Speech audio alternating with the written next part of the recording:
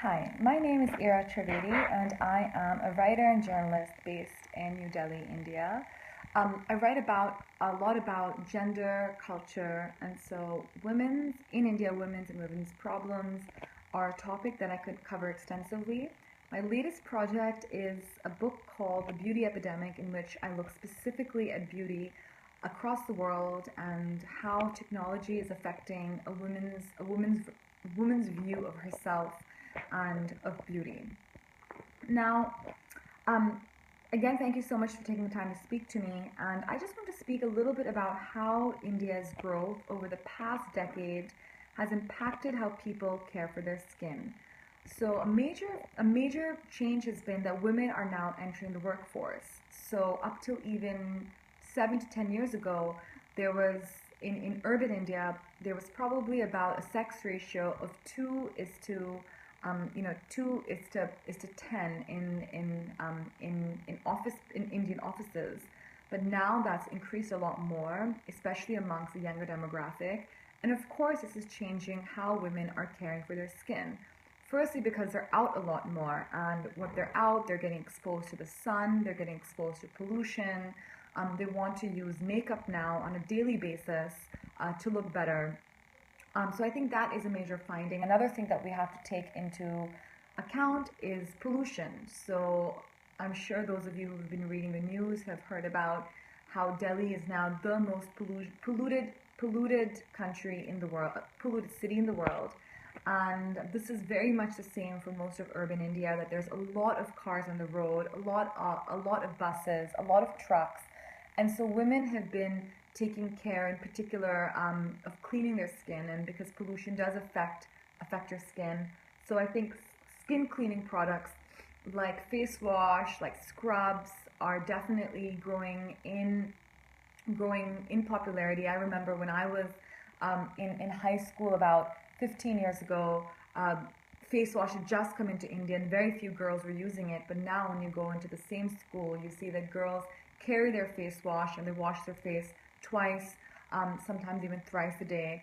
Deodorant is another thing. People are realizing that India is a hot country and people perspire and they do need deodorant. So when they realize that there is a way that they can not smell, they do use deodorant. So I think all of these changes are coming into play because women are leaving their house. They're out from 9 to 5, and now they have to use deodorant. They're in lots of places. They have to use sunblock when they come and when they go to work and they come back. Um, the Now moving on to Indian skin, and I just want to talk a little bit about how skincare needs of Indian men and women are a little bit different from white skin or black skin or Asian skin, because Indian skin is unique. One of the ways that I have found that it is unique is that it scars very easily. So blemishes are often are very common. So there's, for example, a brand called called Scar. I think it's called Scar Free or something like that. Sorry, I forget the exact name, but No Scars. That's the one, No Scars, and it's incredibly popular. And in fact, women in the U.S., when they come to India, they say, can you bring us bottles of No Scars, um, because they do get blemishes from pimples and so on and so forth. So so these creams here, especially lotions and night creams, if they have ingredients which can help in blemishes that are left by acne and scars, that's a huge sort of that's a huge need. The other thing is how Indian skin tans is different than how other skins tan, because Indian skin has a lot of melanin and we don't burn, but the skin will darken very fast.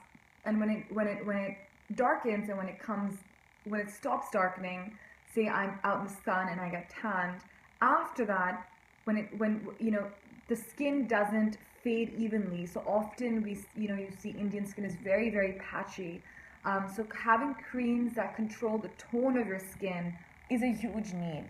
As for aging, I think that's definitely a very, an up and coming market, because now we have a whole population of aging Indian women in the workforce and who are out and about, and they do realize that they need creams for for fine lines, for wrinkles, eye creams. I think that is really the next frontier. Same with with men as well. Right now, there's not too much awareness about this because Indian skin ages quite well. It's not as fragile as white skin. This is what dermatologists have told me. It's not as resilient as black skin, but it's sort of somehow somewhere in between that spectrum. But it is happening, especially because weather conditions. As there's more pollution, as there's more UV rays because of you know um, because of pollution and clouds and things like that, environmental factors, I would say, climate change. Um, People's skins are getting affected, and I see that with people all around me. And the two biggest problems are blemishes from acne and such, and then also skin tone, and makeup too. The makeup, which really the first thing that everyone goes for, even when they're 18, 19, is concealer, because they need to tone out the evenness of their skin. Now, talking a little bit about the balance between traditional skincare practices and Ayurveda versus more scientific practices. This is an interesting point as well, because traditionally Indian women have used a lot of Ayurveda, which involve ingredients like sandalwood, turmeric. These are milk, yogurt. These are considered very, very good for the skin, and this is what my mother still uses, what my grandmother used. For most of their lives, but now I think we're kind of and Indian women have used a lot of these homemade recipes for a lot of their lives, but I think it's changing a little bit now, in that people are looking to scientific approaches, for example, and they don't want to use an Ayurvedic face wash. They definitely want to use something which is easy to carry around, like a Pond's face wash or a Dove face wash that comes in convenient little tubes that don't smell too much, that don't leak, that don't have difficult ways of applying them. Face masks are still very popular amongst women and even men. And again, people are now looking to use neem face masks and sandalwood, turmeric. So all of these ingredients are very, very popular and still used. So I think what companies have done successfully here is they've used traditional ingredients and packaged them, sold them, and added sort of scientific ways so that these stay preserved. They don't smell. They'll be the same ingredients, but now some of them smell much better. They're easy to use, and that sort of definitely adds to things. For example, green tea. Now, Indians don't drink green tea. They don't really know what green tea is. So if you have something with a green tea fragrance, or green tea extracts, that may work very well in Asia, but in India, that's just not going to fly. But if you say sandalwood or turmeric, then that's something that we've all grown up with, and we've been told by our mothers, grandmothers, grandfathers that, hey, use turmeric, use neem, use these herbs and plants. So I do think that is really a way to go. And so while Ayurveda and traditional methods are surely not dead, I think what companies can and are doing successfully is finding a balance between both of them. Now, talking at the end a little bit about the marketplace today and how the marketplace is addressing the needs of Indians, and what the gaps that I personally am seeing and what I would recommend to a skincare company. So I think, we got to see how, the demographic is changing. So India today is one of the youngest countries in the world. So for any skincare market, I would say let's look at firstly a young population. What does a young India want? So they want things which are handy, convenient, which work quickly. Young people are not so patient. So if you're doing skincare products, they want something which will make your hair immediately less frizzy, which will make your skin softer. Still very, very much fair skin is what is considered beautiful in India. Being fair, having radiant, glowing skin, that's sort of the number one primer for beauty. So any skincare products that advertise fair skin, I think, is or lighter skin is really sort of popular. It's unfortunate, but that is the truth, and that is what I've found. That's what dermatologists have told me. So the drive towards a fair and, you know, lightened or brightened skin is very much there. Um, Thirdly, you know, convenience, portability of products that look and smell good, that are, you know, bright and colorful. You know, young people like those things.